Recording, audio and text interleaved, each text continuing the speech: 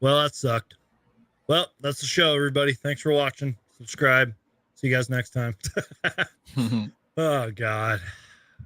Um, Before we went live, I changed the title to this live show to Rant and Reaction, because that's really what it is. This isn't really a recap. This is just two fans of basketball going to be ranting and reacting to this game, and I'm pretty much going to let my guest and my friend here do most of the talking, but there are some things that I would like to go over and talk about. So with that being said, everybody, I know it's a very bad loss, but make sure to Hulk smash that like button. Please subscribe. I'm going to let my guest introduce himself, but he really needs no introduction. His channel is linked down below. Super Mario Hoops. How you doing, man? Doing pretty good. Yeah, you can find me at Romp 2.0. No, I'm just kidding. No, you can find me at Super Mario Hoops 24 for all the good times and talking ball, dropping crazy collabs and everything NBA related. You guys, I feel like you guys know me by now. Yeah, you're maybe just a little bit. You're on this channel on the regular. I'm like a character, like I'm like a starting character. You know what I mean? Like in a video game where like in Mario Kart, you got to unlock some characters. I'm one of the base characters. Yep. Well, I do appreciate you being here, man, because if there was definitely a game I need somebody else for, it's this game for sure. So I appreciate you being here to help me rant and react about this game. So, I was telling you before we went live, I actually felt pretty good, at least midway through the first quarter, because you could tell in the first quarter that both of these teams were trying to figure each other out. The Suns hit their first 6 shots, and the pace was really chill and relaxed. It was kind of like a pickup basketball game, just teams trying to figure each other out, lots of offense. And then I don't know what happened. The Nuggets just decided to start playing, I guess, and punch the Suns in the mouth, which they did that a lot today. I think there was like an 8-2 Nuggets run early on. That was when they were getting runs in transition. They started playing great defense. They were attacking the basket. They were just making shots look easy. And then Monty Williams at the end of the first quarter even talked about getting back in transition. Nikola Jokic was Nikola Jokic, and we're going to talk a lot about him later. Kevin Durant had like 11 out of the first 22 Suns points. And then I don't know, man, it just seemed like the Nuggets would just keep going on these runs. And I kind of want to do what I normally do on this show. And I want to talk about the first half, just a couple of takeaways. And really, it's pretty easy to sum up because the Nuggets definitely pushed their will on the Suns in this game. And one thing I noticed about at halftime was the rebounding, the 3-point shots, the Nuggets getting really whatever they wanted, especially in the paint, and just the bad defense by the Suns. Let me read you some numbers at halftime. 37-19 was the second quarter, like the numbers. They had 37 points in the second quarter. They shot 9 for 17 from 3 at halftime, which was good enough for like 53%. And then we got out-rebounded 27-15 by halftime, and Jokic had 14 of those rebounds. And then I don't even remember what happened in the second half, to be honest with you, because we just straight up got our ass kicked by Jamal Murray. So those were just some quick little notes and some early takeaways. And there's some things we're going to break down later. But what are your opening thoughts, your reactions? You do all the talking, man. This is your show now. Because I don't know. Yeah. I mean, see, I think the one thing is like Denver definitely shot the ball really well today. Like that's no other way around it. I got the numbers pulled up if you need it too. Yeah, like it just felt like this is a game that they were going to take. They had all the momentum, as we were talking about before. And just there was like a stretch like in the third quarter when it felt like the Suns, maybe they come out with a little bit more energy than like Nuggets for a couple minutes. But like there was like, I think they made like 5 straight threes. And I'm like, yeah, there's no way that the Suns are winning. And I kind of had that feeling too early on, just because the Suns started the game 6 for 6. Yep. And the Nuggets, they didn't. I think they were like shooting maybe 50% or something like that. But the game was still like tied, and like what you saw from the Suns, and like you even heard I don't remember who was commentating the game, but like whoever was commentating, they said like it just feels like the Suns, like there's not enough movement going on, Yeah. and there's just a lot of ISO ball and stuff. But see, the thing is like I don't know how many offensive sets are in Monty's playbook with this unit. I don't know how much they've had practice time together. I mean, we talked about the one day like how when talking like injuries and like Paul George said like players don't practice as much anymore. So like I don't know how many sets they've actually run together. So like I'm curious to see like how they're gonna like adjust in this situation, like being that it doesn't seem like they have too many and like just Right. you could run ISOs through Kevin Durant, you could run through Devin Booker, but I kind of had a feeling that coming into today, being how Booker played last series and stepped up big when the Clippers were keying in on KD, that they were gonna key in on Booker, and that's why like Durant tonight, and I think honestly for this series, like this is gonna need to be like an all-time KD playoff Series. series Yeah. right now. Like Absolutely. this needs to be like a top 5 series ever. It needs to be like 2021 Nets KD like against the Bucks, even though they lost. But it needs to be like that good, or it needs to be like 2017 Finals KD. It needs to be great. Okay. And like, because I'm just looking at the other guys. I mean, Chris Paul, I will give Chris Paul credit. It seemed like he was more aggressive throughout the game, but like more so than just like at the end of the game, which that's a good thing, I think, for him. It just felt like he was like forcefully aggressive, like not in the great way, like taking what the defense is giving him. So I was kind of confused by that, but I will give him props for that. Booker, it just didn't feel, it felt like Booker was a lot of the times not like he was searching a lot for the foul, not really playing his game in the first half. Yep. I know he had like 14 points and I think like 5 assists, but He got off to a slow start too.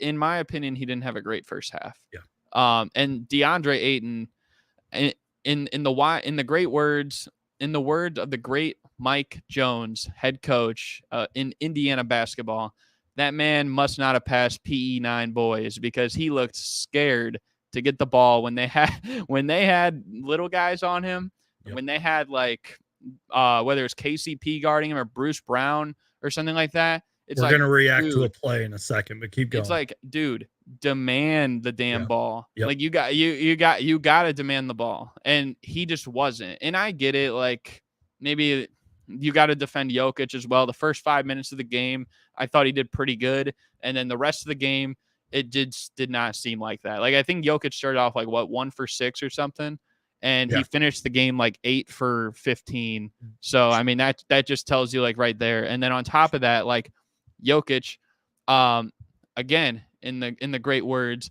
of the great Mike Jones, that man he saw these pink frosted donuts with no sprinkles and he was eating them by the dozen. Just real quick, the play that's on the screen right now is like, I don't know how nobody scored on this possession. And sure, there was others standing around by some other people, but like Ayton just stands here. Yeah, this was I don't horrible. know how Jokic didn't score this. I mean, sure, like Chris Paul, Booker maybe should have ran up and done something, but like Ayton's just standing there and then barely gets back on this. I mean, he did okay right there. I think that was on Christian Braun, but I don't even care if I get a copyright claim for that either. That was just an embarrassing play right there. Ayton was just standing there.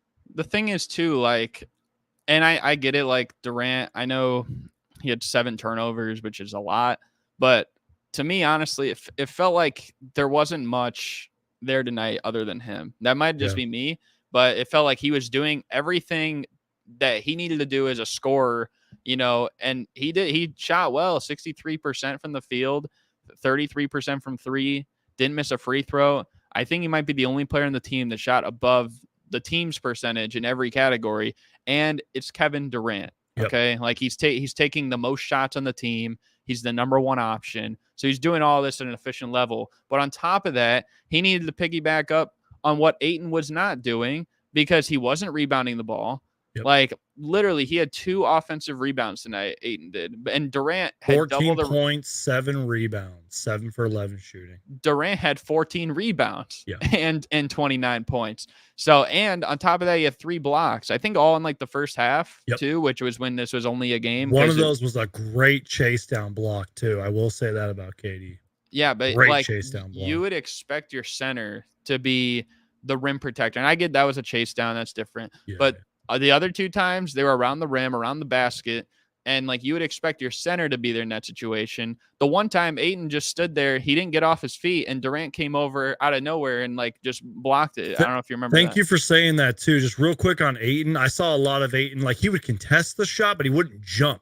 Yeah, he would just put his hand up, and especially in the first half. And that's one thing that drives me crazy about it. I'm sorry to cut you off. That just the way you're talking about that. Just here's the thing about Ayton, and like because they just played the Clippers. Okay, so you just played Zubac. That's who you're guarding most of the game. And Zubac, I don't know if he's taller than Jokic. They're probably around the same height. Maybe Zubac is like an inch taller or something like that. The thing about Zubac, though, is that he shoots it more horizontal. His hook shots are horizontal. Jokic has a finesse, and he puts arc on his shots. So you need to get up higher. Plus the wingspan, too. Even though Jokic is not athletic by any means, the way that he puts the touch on the ball, like you, even just on a jump shot, he shoots it like Larry Bird, like it goes almost like a rainbow. Whereas like someone like a Zubac, for instance, it's going to be like a straight line drive. So maybe that's why he felt like, I don't need to jump as much or anything like that. Like you kind of have to at least get up, but you got to still be wise because Nikola Jokic is one of the top 5 players in the league. So if you're leaving your feet every time, then you're probably going to foul out. You know what I mean? Yeah. So, but again, like this is just a testament of why it's hard to stop the Nuggets. I think all 6 of their players that had 10 points today, I think all of them could have 10 points per game in the series. And I think honestly, of the 4 guys that scored more than 10 for Phoenix, their big 4, with Durant, Booker, Paul, and Ayton, those might be the only guys that average more than 10 a game in this series. I mean, Landale had 7. Are we expecting him to average 10? No. Are we expecting a Kogi to? No. Torrey Craig? No. Shamet? No way. That's on the screen, by the way. Damian Lee? No. Like, and Shamet at this point, like, I need to actually like dive into the Landry Shamet stuff because, like, I know I hate on him and stuff like that, and like we make jokes about him most of the time. Like lately, I haven't said much about him, but this guy is just awful. Man, can I interrupt you and read you a Landry Shamet tweet? Is it the one about the chair? No. Okay, go ahead. So this is from RYB311 on Twitter. He's a great Suns follow. He's got a big following and everything. He said, Monty benched Bismack after a bad half, despite playing a great series against the Clippers, but Shamet can continue to get minutes unquestioned, despite being bad for 2 whole years, straight and playing terrible in this game. What message does that send? Sorry to interrupt your little thing. And might I remind you that every single time Landry Shamet has been on your team, you've been eliminated in the second round.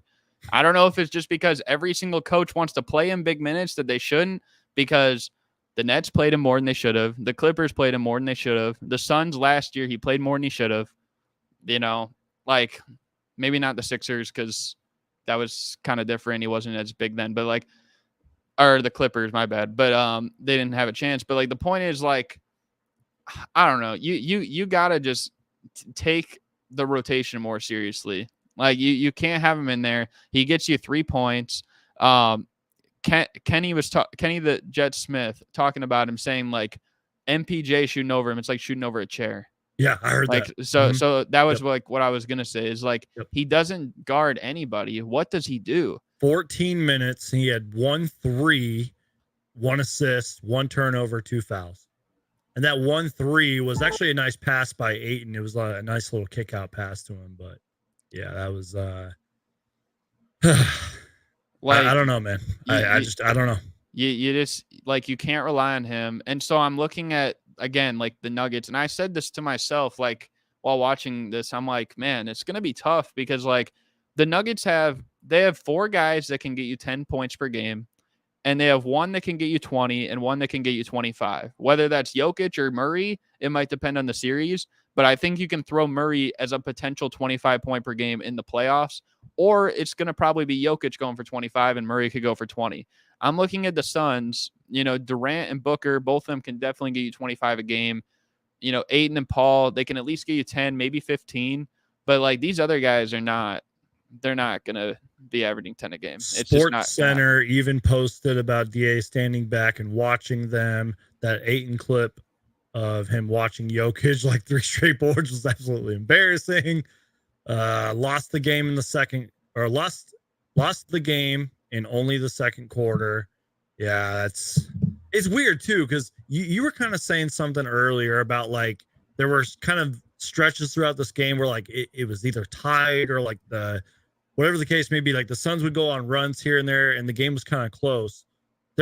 I swear there were so many points in this game where it was only like an 11-point lead. But someone also tweeted this out, like the Suns were stuck being down 12 for like a long period of time. And maybe I heard wrong on the broadcast, but late in the game, did the Suns only have like 1 field goal over like 4 minutes and 30 seconds? Like the Nuggets had like 12 unanswered points. Like it just seemed like we couldn't. And what's crazy about this game, this is where I'm going to go on a little bit of a rant here. And yes, I am going to be that numbers guy here. And I'm going to pull up the numbers so y'all can see what I'm talking about here. Technically, we actually shot better than the Nuggets did today, which makes absolutely no sense. We shot, let me just pull it up here. We shot 51% in this game. Makes no sense. 43 out of 84. They were 48 out of 101.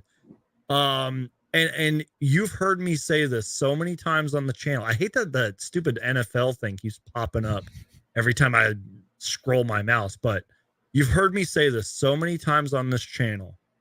When the Suns, I used to say when the Suns would actually start making threes, they're going to be a hard team to beat.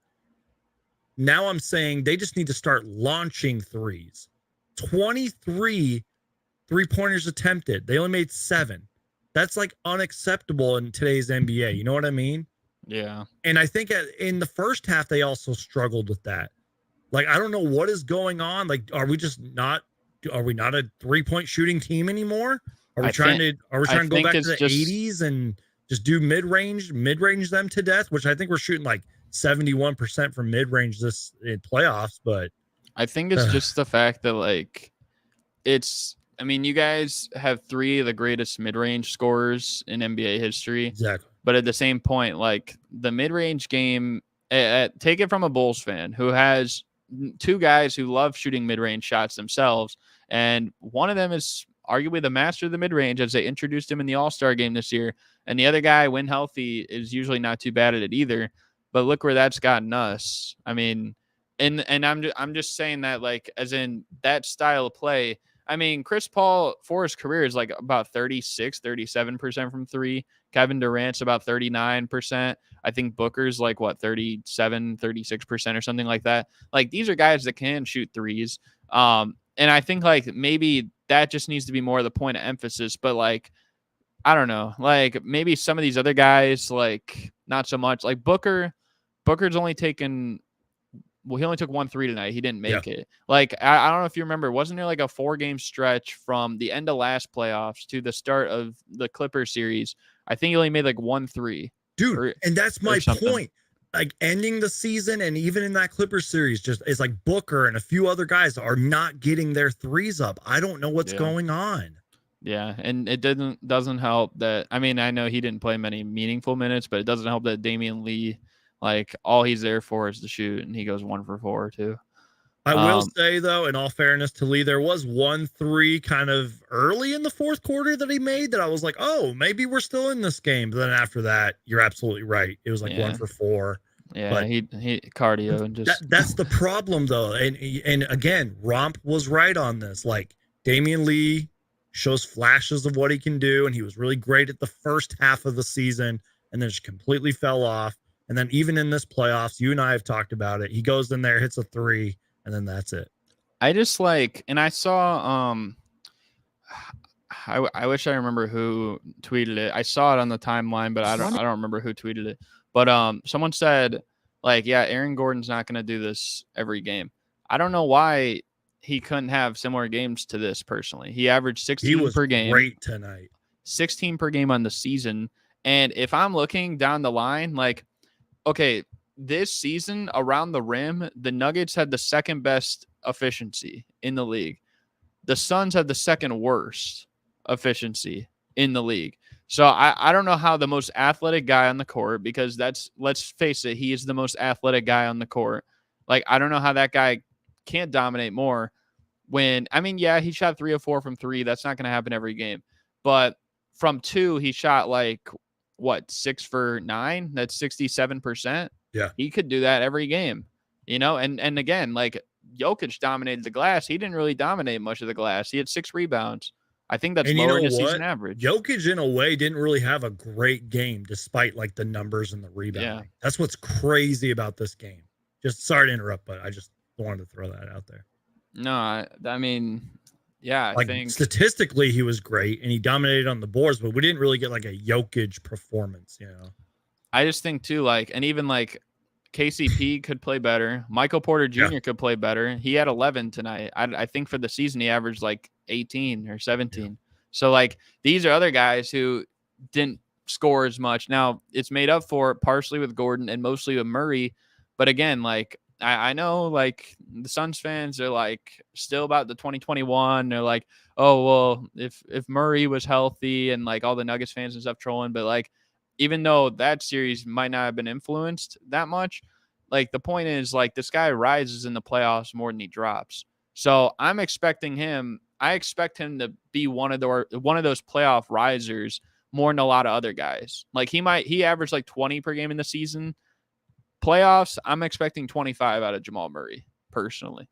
So I take back all of my trolling tweets about Jamal Murray. He was absolutely incredible. And before we keep talking about Jamal Murray, I have to address this comment here.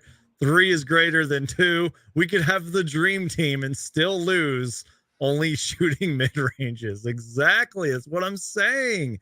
And also, shout out to Logan. Happy birthday to you, man. Thank you for being a great supporter of this channel. You're hilarious in the comments. W's all around. This isn't alcohol, but we're going to cheers to you, man. Happy birthday. Fly the W, as the Cubs say. But real talk, man. I mean, and look, we're still going to troll Jamal Murray. Let's be real. It's going to happen. That's what Suns fans do. But I legit take back those tweets because he was incredible. 37 minutes. He shot a very efficient 13 for 24, hit 6 threes. 2 of those threes were back-to-back, I believe, late in the fourth quarter. Pretty much put the game away. He was like talking to the crowd and everything. And then to go on top of that, he had 9 assists, 5 rebounds, 2 steals, 34 points. He was Jamal Murray, man. And I forgot who was guarding him throughout a lot of the game, but it didn't seem like it mattered. Nobody. And exactly. Like, I'm like legit, was there even a defender in front of him? Because see, like, this is the other thing with this series, is that, like, realistically, when you look at the defensive matchups, it's like Aaron Gordon could make it hard on whether it's Durant or whether it's Booker or whatever. I thought Aaron Gordon was great tonight, man. KCP as well can make it hard on those guys, and so can MPJ, who's improved as a defender. Okay, so but you think of those 3 guys, those aren't even your 2 best players in the team. That's Jokic and Murray. Who in the Suns starting lineup, you would expect Josh Okogie to be there, but let's face it, like, he's on and off. Some days he might be the best player defensively. Some days his defense like might not make up for how bad he is offensively, and it just doesn't matter. I mean, you could expect Booker. He's been playing better defensively lately, but he's also got to give you like 25, 30 points a game. Same thing with Kevin Durant. This is why like DeAndre Ayton needs to be that guy. He needs to be the guy that's protecting the basket and like handling Jokic to a degree as well. You can't let Jokic get 8 offensive rebounds. Yeah. The guy literally in the first half, the Suns had 3 offensive rebounds and Jokic had 7. Right. Jokic had 7. He had double their offensive rebounds by himself. That's why I brought up the halftime rebounding numbers, because I was like, the Suns had 15 rebounds at halftime. Jokic had 14. So that's just we're lazy. And I get it. Like, most of those came on that one play that you showed, and like maybe Jokic had like 2 of them there, but like even then, like that's still, you're letting one guy out beat you on the offensive glass, the whole team. Like, I don't know. Also, too, you kind of mentioned this earlier, like about the Suns, and I hate to sound like body language police, but you kind of mentioned like the energy and the body language and everything. I noticed that throughout a lot of the game. again, there were some stretches where the Suns were running hard and hustling out there, but and I don't want to use the whole, they're playing in Denver and the altitude and everything, but like they got to get used to that. It's these guys are professionals. It's round 2. Like I don't know. The other thing is too, if you want to bring up David Kingland's comment, the most recent one. I like Craig over Okogie for shooting. Yeah, the thing for me is like Craig started all last series and Okogie did not. Like that was an adjustment that I was confused by at first by Monty, but after a while, like we saw Torrey Craig had the best series of his life, except for like game 5. Beyond that, he was incredible. But like, I mean, maybe you have a better answer, but like personally for me, I feel like it's apples and oranges. What's the difference between starting Okogie and starting Torrey Craig as a player? But I think the personal difference now is that like you throw Torrey Craig back on the bench. The guy just had the best series of his life. He probably could have built some confidence off of that moving forward. Now it's like you throw him back on the bench. You got Okogie back in the starting lineup. To me, they're very similar players in what they do, what their role is. Why not just keep it the same? Clearly, you made the change today. Look at how it worked out. They lost by 18. I do hear what you're saying, and I'm not necessarily like defending either Craig or Okogie or Monty's decision to start Okogie. I guess what I'm trying to say. I get what you're saying, and you are right. The only thing I'll say, and this might sound cliche, but I really believe it, is Craig does have that experience over Okogie. I mean, he already had playoff experience before he even came on the Suns, and then, went to the finals with us and all that stuff. But I'm just saying, like, I feel like he has a little bit more experience and all that. And even though he was traded away at one point, I just think Monty maybe trusts him a little more. And then again, he showed up in that Clippers series in the first round. My thing is too, though, like you think about who they're playing. They're playing the Denver Nuggets. This is the team that Torrey Craig started out with. Yep. And he just had the best series of his life by far. Like you would think maybe he'd be amped up. He's like, oh, I'm in a starting role with this team. I just had the best series of my life. Was he going to play as good as he did against the Clippers in this series? No, I think we all knew that. But he still could have played pretty good and contributed. I mean, look at what Okogie did tonight. He didn't do hardly anything. Look up. Like, okay, let me see. To me personally, they are very similar. They're very similar in the roles that they have on this team. So what was the point in even changing that when you just won 4 games in a row working like that? And you look at the Nuggets, like, I don't know, like maybe you got one guy who's a former Denver Nugget. He's been shooting the ball better lately. And like Josh Okogie, you could argue because he's younger, maybe he brings more energy to the bench unit anyways. So why wouldn't you just keep it as it is? But it made no sense. Torrey Craig, 24 minutes, 3 points. Okogie, 19 minutes, 2 points, 2 rebounds, 4 rebounds for Craig. One thing I noticed was the corner threes, because like Craig had 1 3. I don't know if it came from the corner, but usually those guys do go out to the corner, and especially in the first round, Craig was hitting those corner threes. That was not the case tonight. And real quick. No, I was just gonna say real quick to kind of continue on this Josh Okogie apples and oranges thing. I'll say, is Josh Okogie the better defender? Is that fair to say? Maybe that's why Monty started him. I mean, I think he's a better defender. That's just my personal opinion. But I just don't see like a big gap between them as players personally. But I kind of agree. Like what I was saying, it's kind of similar to what Logan said, where like Okogie can bring energy and defense off the bench. I think mainly because he's younger, he's more likely to bring that energy every night. Whereas Craig, he's fit in with these guys. I'm sure he has bad blood because the Nuggets, they didn't want to bring him back. So like, maybe he could have felt like, okay, like I got something to prove. I'm playing well. I'm playing the best I've ever played in any series. Like maybe I could show out. Maybe I could hit some threes because let's face it, they couldn't hit threes today. In the starting lineup today for the Suns, they shot 2 of 10 from 3. And Okogie didn't help. He didn't make any. Yeah. Actually, Craig went 1 of 2. But like, who's to say maybe he doesn't play better if he gets more minutes, if he's in the starting lineup? Like you just won 4 games in a row.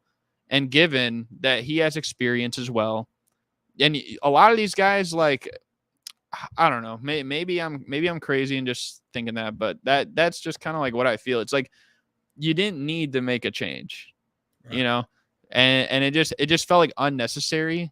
And I don't know if like, I mean, they're professionals. So I don't think Craig really cares that much, or Kogi really would have cared if he came off the bench again. But I just feel like it's like you already had a good thing going. And maybe given that bad blood that Craig has now that like the Nuggets don't have him anymore, and then given that he also just had like the best series of his life, and a Kogi could bring the energy off the bench, why wouldn't you just keep it like that for at least this game, see how it works, and then maybe adjust off that? Just real quick, I don't know why I'm talking about this, but this was definitely one of the conversations heading into the second round was, which bench will be better.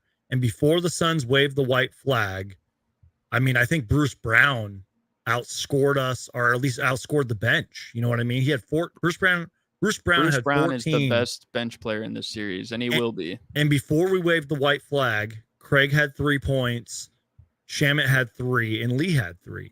You know what I mean? Like that's, and because Landale finished with 7, but that was, and Payne finished with 5, but that was after the game was pretty much over. You know what I mean? So I'm not really counting that. Like Bruce Brown legit outscored us off the bench. I don't know, man. This is just a rant. This is just us going over the numbers. I feel like we really haven't talked enough about like how great Jamal Murray was tonight, how great the Nuggets were just executing their game plan, playing their game. Again, I thought Aaron Gordon was really good in this game. Like I'm looking at his numbers. 39 minutes, 9 for 13 shooting, hit 3 threes, 23 points, 6 boards. Had a few possessions where he was just bulldozing our players. Really aggressive, athletic, played hard all night. This Denver team is legit, man. And I think we all knew that. I don't know, man. Bruce Brown, you just said, what did you just say? He's going to be the best. I said he series? is, and he will be the best bench player in the series. So the Suns, if I'm the Suns, like you look at the rest of the Nuggets team, like Jeff Green, he can contribute still, and Christian Brown can, and Reggie Jackson can, but there's no guarantee that those guys are going to be consistent every night. You said the key word, consistent. The top 6 on the Nuggets, you can expect each of them to have a pretty solid game to some degree, whereas you can expect the main 4 of the Suns to do so. So realistically, it's like you're looking at the whole Suns bench and that 5th starter, whether it's Craig or whether it's a Kogi. On a normal night, they might get outplayed by just the Nuggets bench, and maybe on some nights, maybe just Bruce Brown, because I don't know if he outscored. Yeah, he didn't outscore the whole bench tonight. Granted, part of that was like in garbage time. He did though. It really did feel like he did. Yeah, he outplayed him. And people forget about Bruce Brown, like just because, he comes off the bench now. He doesn't have much of a name, but like, let's not forget that he was probably the only good thing going last year for the Nets when they got swept. Like I'm sure Durant knows it, because obviously Durant didn't have a great series. Kyrie didn't, but Bruce Brown played well that series. So the only thing I'll say about Bruce Brown, like I probably haven't watched him as much as you have, but from what I've heard and read about him, the dude just always plays hard. You know what I mean? Like, and he's been in this league for a little bit now. I'm sure he's been on a couple different teams and everything, like the Pistons and all that, but he's a much better shooter now too. Yeah. I remember he would back up D Rose when he started out with the Pistons, like his second year or something, and he could not shoot the ball. Now he's actually a legit shooter. He's not shooting great in the playoffs as a whole this year, but I mean, hey, like he can. I just feel like he's earned his spot in the league. He's earned a spot on the team. He's played great, and if he keeps this up, the Nuggets are going to be even tougher to beat. Just real quick, going over some numbers again. I mean, I kind of went over some of them. We haven't even really talked about the rebounding. I mean, we only got out rebounded by 11, and I think you might have mentioned this, if I remember correctly. 16 offensive rebounds. I think you might have touched on that. Was it 11 or 17? Well, they finished with 16 offensive rebounds. They had, the Nuggets did. Yeah, I was talking about you guys though, because we only had 8. You guys. Didn't you guys? Does it say 41 rebounds for you, like total in the game, or? No, it's, unless I'm looking up something different. It says we had 4. They had 49 rebounds. We had 38. 8 Oh, offensive, yeah, 30 I think yours might not be updated because it says 58-41 for me. Oh, well then ESPN's tripping, man. I just have it on Um, NBA.com. But oh like yeah. the point But either is way, yeah, you we guys got lost the rebounding battle. cooked. Yep. You guys Mhm. got cooked on the rebounds. Yeah, exactly. I don't trust ESPN anymore, man. I really don't. Yeah, Someone brought ESPN this up in the stinks. comments too. They had 14 steals. We had how many turnovers did we have? The thing about the Nuggets too is that like they're really good at they might not be a great defensive team, but they're really good at jumping the passing lanes at the right time. Because how many times did it look like there was an open pass and then KCP would come out of nowhere, or then like Michael Porter Jr. would like swing to the corner just in time, or Aaron Gordon would come out of nowhere. You know, like they're Right. really good at doing that, like just at the right time. It almost feels like I don't know how to explain it, but like it seems like they gamble a lot, but like tonight, like they had a lot of success with it. But Okay, I screw mean, ESPN done because you're well at home. correct. Look at this. I don't know if you can see my screen, but yeah, look at that. You are I'm correct. officially better than ESPN. I hate ESPN now, and I'm going to zoom in on this so y'all can see. Yeah, the rebounding thing was not updated by ESPN because it's saying that they only had 38. Hey, I'm up 1-0 on ESPN right now. I'm from now on. I'm using this. Look at that beautiful graphic, all the colors and everything, and oh man. Yeah, Well, those are your NBA.com. final numbers Please. for real, everybody. Oh geez. Yeah. I don't know, man. 5 blocks to 1 though. I mean, like, see, they were mentioning it. They mentioned a stat too. I don't remember who it was or something. They mentioned a stat. They're like, well, Durant and Booker and Ayton, I think it was those three. They're like, they're all averaging over 1 block per game, and the Nuggets, like, they're no one on their team's averaging over 1 block a game. But I think Right. part of it is just like, as long as you're contesting the shot as well, like that's the difference. Because do you remember that one play when Ayton looked scared to go against Jokic, and he was like shaking like his knees and stuff, and then he tried dribbling into the paint. He did a hook shot, and it bounced so hard off the back of the rim. I saw like that. Mm-hmm. like there's just instances like that where it's like they're playing solid defense, but then we got other guys who aren't really putting a hand up on the other side. I think Ayton hesitated way too long on that too. Because He sometimes he does yeah. sometimes he does do that. Like he'll catch the ball, then he'll turn around, kind of try to do a little whatever, and then he'll shoot it. But that time, like you mentioned, his knees and his legs started shaking, and he kind of didn't seem like he had full control over the ball, and he just threw it up there. And Ayton can hit that shot. He is a decent mid-range. He sometimes floats them up, even though I think it looks off. Somehow they go in. Yeah. It's But a shame because even last series he looked so confident. You remember that one game where he hit like every time they'd feed him in like the short pick and roll, and he hit like 7 or 8 mid-range jumpers in a row. And I'm like, okay, this guy's not even thinking about it. He's just putting it up, and it's smooth every time. But it seems like he's getting like those. Maybe it was just a fluke. Maybe it was just the matchup or whatever. But like maybe he's getting the tendencies of like how I compared with like sometimes Kobe White used to rush stuff, or sometimes like Andrew Wiggins in the day used to rush stuff a lot.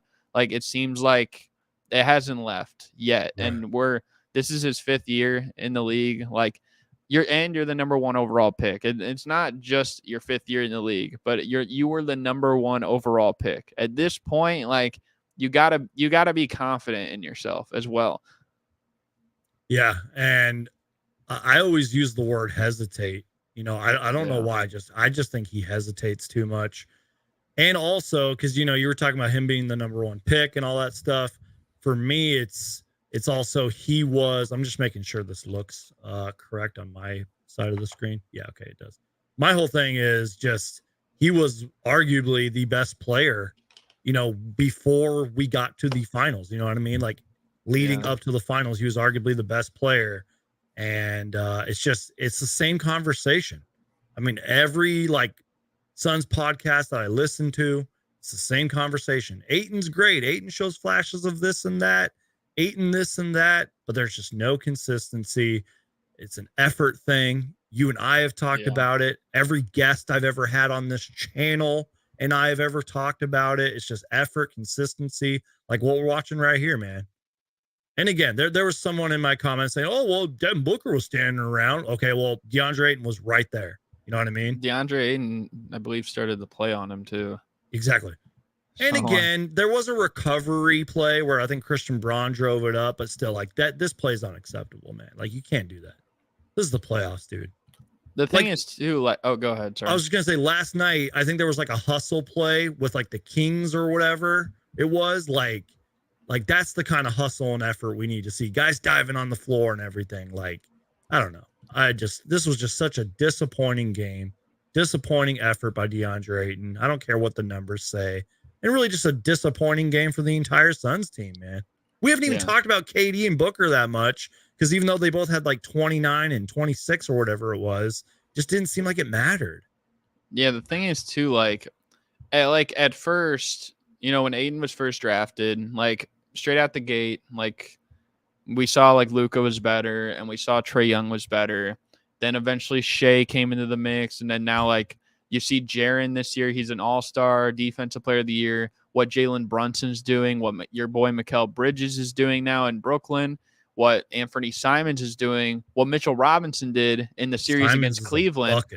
All those guys, though, they either play hard or they've had like a superstar breakout, and they've shown progression in their game to some degree. Yeah. DeAndre Ayton, to me, like he looks like the same player, and there's nothing wrong like with being as good as he first came into the league. That's a good player still, because 16 and 10 when he first came in, still averaging 18 and 10. Yep.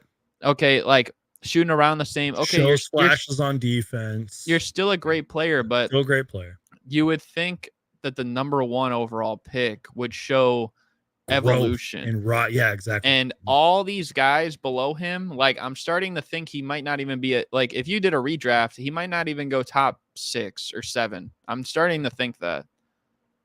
Yeah. Because look at how good Brunson's been lately, and Mikal Bridges, and obviously Shea, obviously Trae, obviously Luka.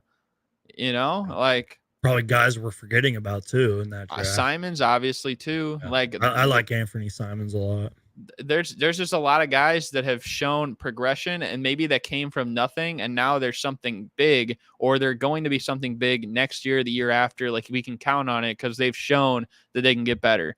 Nothing to me, like I'm at the point where DeAndre Ayton's no matter what going to be a great player, but I'm at the point where he's probably never going to be an all-star because we've gone 5 straight years, and for 5 straight years he's been basically the same player every single year. It doesn't give me, it makes me feel that next year he's going to be doing this again, and then the year after he'll be doing this again, and then eventually when he gets too old he'll show a decline, but he's never going to have the rise that people thought he would. And that's kind of the thing. It's like if he did, it would probably take, people wouldn't be looking at Chris Paul being washed right now, would they? Like, I mean, like that's kind of like narratives that have been formed, like he's not the same player, or there wouldn't be like as much talking about like how the bench is just not this, not that.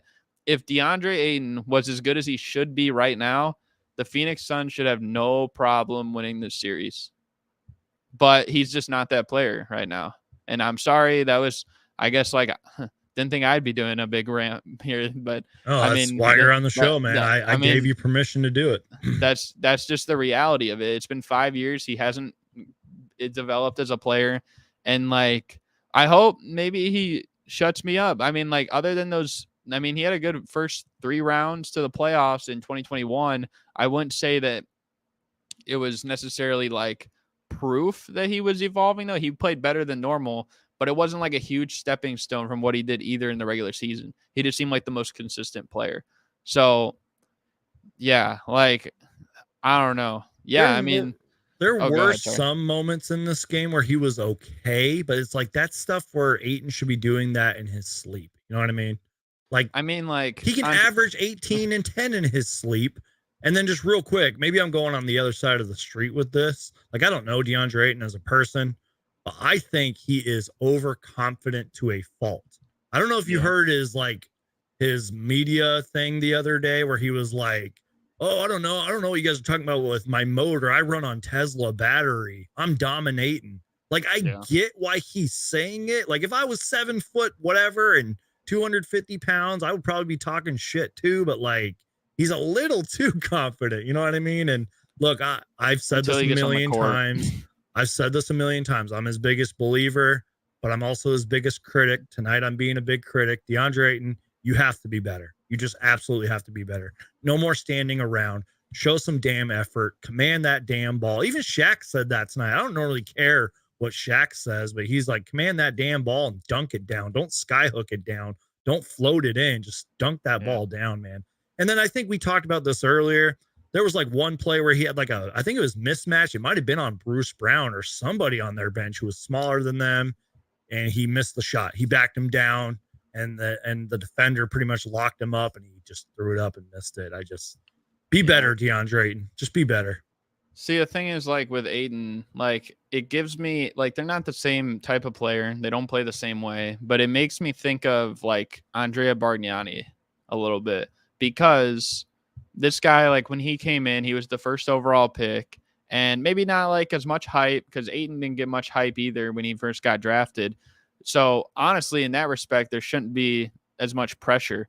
But he came in, he was still solid, and then by the time he left, he peaked as a solid player, maybe arguably an all-star if there was like maybe 5-10 people injured in a year and you had to make 5 or 10 replacements. And that's probably where Ayton would fit right now. Like, and meanwhile, at the same time, like in that draft class, you got guys like Kyle Lowry, who was almost shoveled out of the league in his first couple years. Now he's a multiple-time all-star. He's an NBA champion.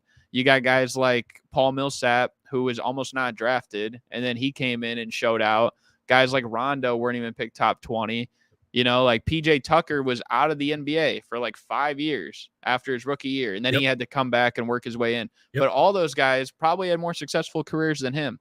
And I'm looking at like Ayton, and as a rookie, he was still a top 3 rookie. I think he finished 3rd in rookie of the year behind Luka and Trey. But then now you see Shai Gilgeous-Alexander is definitely better than him. Mikal Bridges with Brooklyn is definitely better. Jalen Brunson is definitely better. And it's just like, when is Ayton going to take the leap that these other guys have taken? You know, like me personally, I wouldn't let that slide, as some people say. Like, just because like you were the number 1 overall pick. Okay. And maybe he gets partially a pass because the number 2 overall pick, Marvin Bagley, hasn't panned out quite as good either. So maybe people give a pass to Ayton. But I'm going to tell you right now, if Luka and Trae Young were the top 2 picks, or 2nd and 3rd pick right behind him, he'd be getting a lot more heat than he does even now. Yeah. That's the thing. It's like he partially gets a pass, I think, because of Bagley's career. But that's just how I feel, and he needs to be better. And if they want to win this series, like he's going to need to defend well, and he needs to be, because he can be athletic. I don't know about as athletic as Gordon, but he can be a really athletic player. And if he is, like, he should have way more than 7 rebounds, and he shouldn't allow 12 more to the guy he's guarding. Just real quick, I didn't get the full tweets, but Kevin Durant said, I only had 1 assist, 7 turnovers. We're not going to win basketball games like that. And then I've heard Monty Williams say this before. I thought they were more physical, played with more force.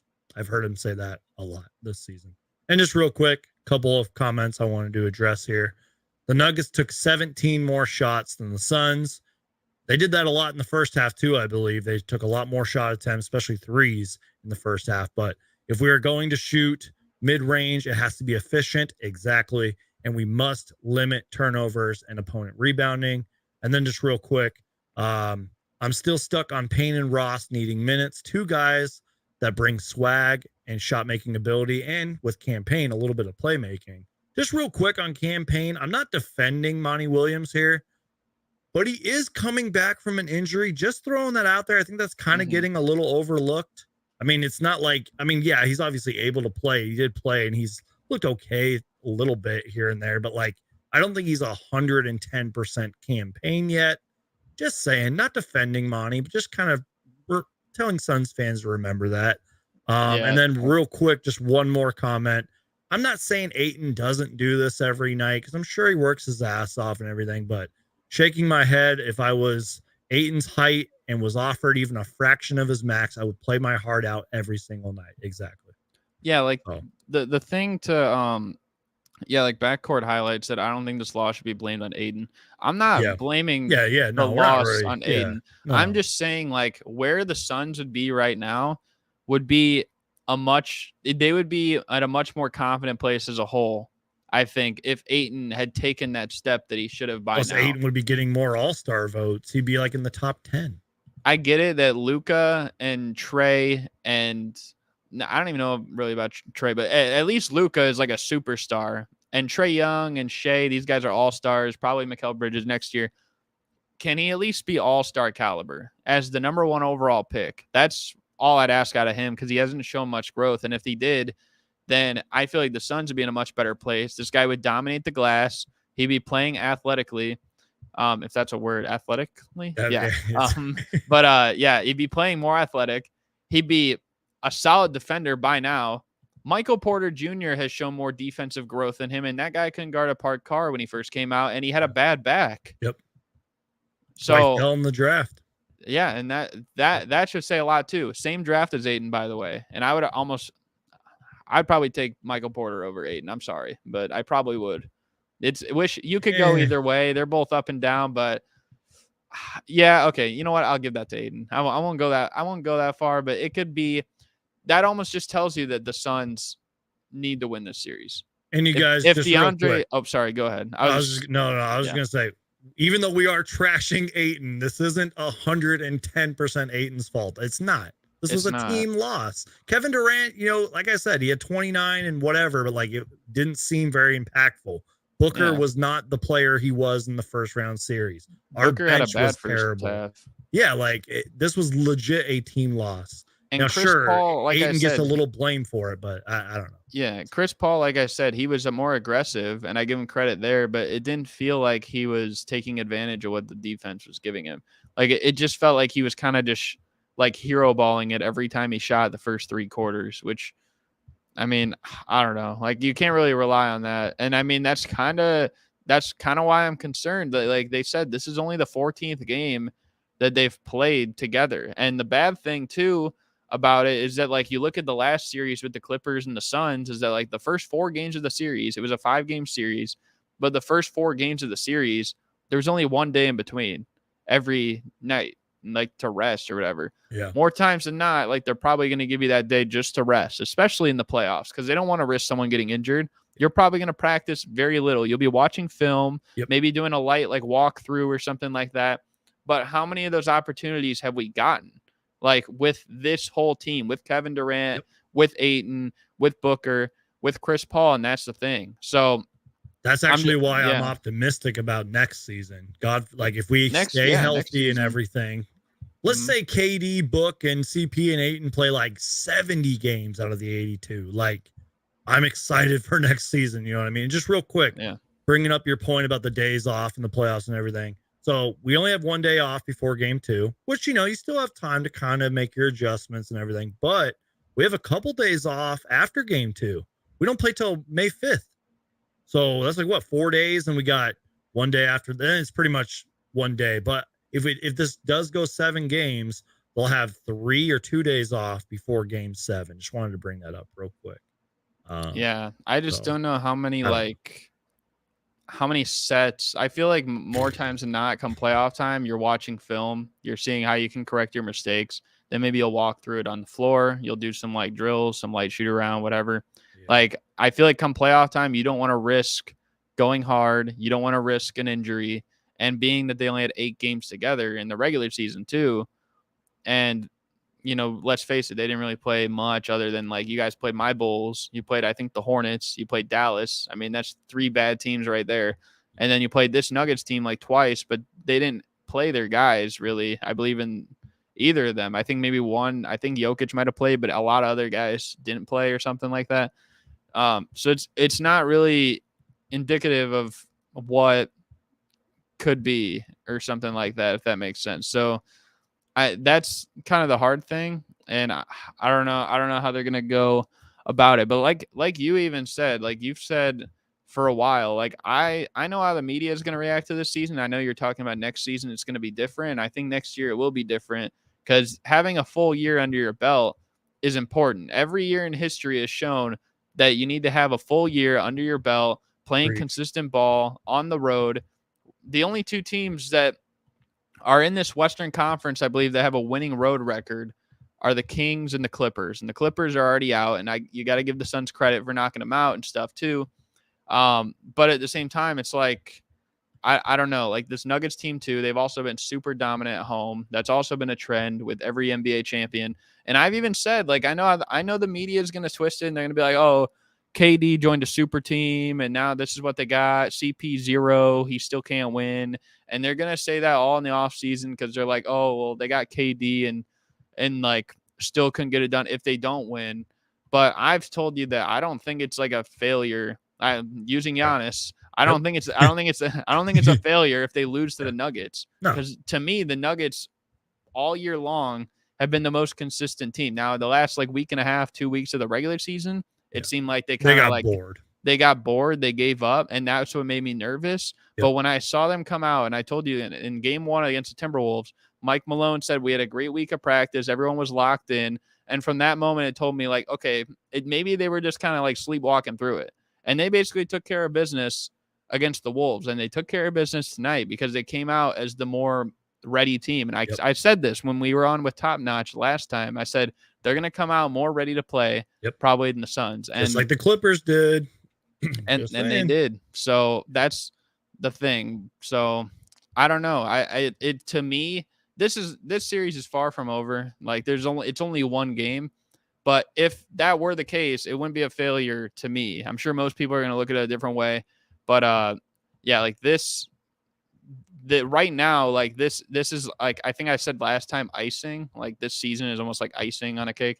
Yeah. And then next season, you're going to get the cake. So if they can come out and they knock out the Clippers, granted they were missing guys, and they knock out the Nuggets, and then they knock out one of the California teams between the Kings, the Warriors, and the Lakers, and then they go to the finals and knock out probably will be like Boston or Philly or something like that.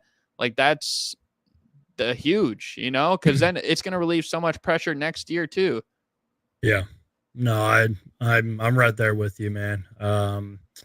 Just real quick, you mentioned the Nuggets are a much better home team. I wrote this down, kind of just taking some like preview notes. They're 34-7 at home this season. And then just real quick, because I think I'm going to wrap it up after I drop this one stat/fact right here. When Nikola Jokic went to the bench, the Nuggets outscored us 21-14. That absolutely cannot happen. We just need to be better from top to bottom. Especially when Jokic, I think that's out. Mainly that second quarter stretch. Like you guys were tied, or you guys were like up 1, I think, and then you guys went down 6. Like that's extremely rare, especially because this guy Jokic for the last 3 years has led the league in plus minus. When he's on the court, they are a better team when he's on the court than when he's off the court by any margin of any player in the game of basketball for the last 3 years, this whole decade so far. Happy birthday, Logan. See you Monday, man. Thanks for all your support. I appreciate you, brother. W. On that note, Super Mario Hoops, I feel like we're going to end it here. Like I said, even though this was not a shorter show, it never is a shorter show with me and you. I feel like I've said everything I needed to say. I've ranted. Yeah. We just have to be better. It's that simple. If we even perform just a little bit the way we performed in game 2, it's going to be a 2-0 series lead. You know what I mean? We have to be better. Kevin Durant's got to be better. Booker, Ayton, the bench, Monty Williams himself. We just got to be better, man. I think I might need to run into some sports betting, because literally yesterday I said I was maybe I was trolling, maybe I wasn't, but I said Lakers by 40, and guess what? They win by 40 exactly. And then today I wasn't exact on it, but I said Nuggets by 16 because I did predict they'd win today, and they won by 18. It's pretty close. Betting, man. Maybe I need to get into it. But no, I mean I did expect Denver to win today. I think next game should be interesting, but even if the Suns lose, they still need to get one in Denver. It's not mandatory to win game 2, but game 3 would be a must win. And you would like to win game 2, but if you don't, then game 3 is gonna be a must win. I just want to see a better performance in game 2. I want that game to come down to the wire. If we lose in game 2 and we only lose by like 2 points, fine, I'll take it. But what are you gonna do if Jamal Murray plays even better?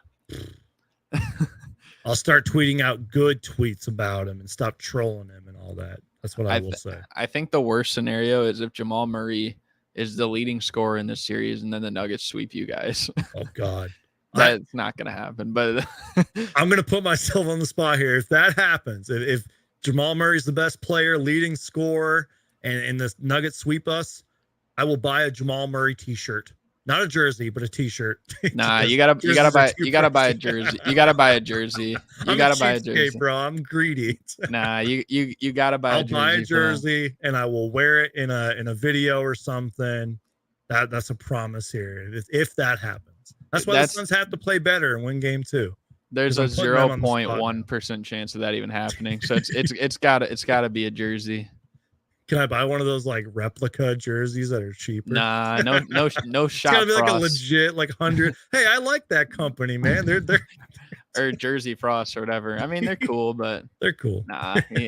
Nah, it's gotta be real. Oh God. Well, I'm done, man. There's nothing else to talk about, bro. We just Hotline Bling is a good song. It said you gotta buy an arrow. Oh God. Yeah, the Jamal Murray era. Good thing Ja isn't watching. He'd probably get some ideas. But Super Mario Hoops, let the people know where they can find you, man. And real quick, man, like real talk, thank you for being here. As always, thank you for being on this channel a lot. Thank you for doing a good chunk of the talking, because I was just so upset after this loss, so disappointed. So let the people know that where they can find you, what's going on in your channel and everything. Let the people know, man. Yeah, you can find me at Reliable Rants on YouTube. Romp 2.0, Sixers Talk with Romp. Romp 3.0. Find me Super Mario Hoops. Cody Kid. Super Mario Hoops 24 on YouTube. Get me on Twitter, on Instagram. Yeah, and got content coming. I'm always tweeting silly stuff, funny stuff. Even if it's against the Suns, you got to know that I'm trolling at all times. Stuff like Derrick Rose is the greatest player in the history of the league. Maybe if it's like LeBron hate, then I'm probably not trolling, kind of. But everything else, and Jeff Teague, of course, I hate that guy. Yeah, everything else, it's probably trolling. So why not check that out? And yeah. Well, your channel link is down below in the description. And you guys can find me on TikTok and Instagram and Twitter and MySpace and whatever social media, I don't know. So yeah, you guys, thanks for being here.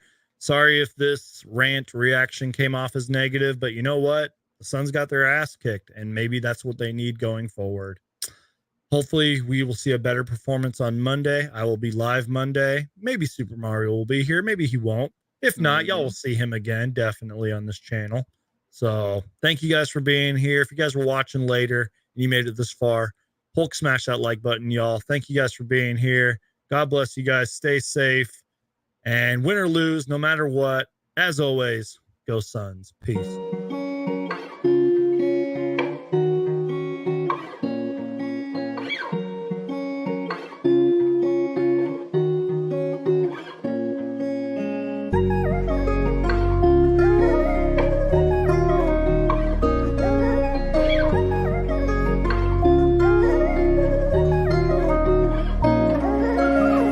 Suns Geek.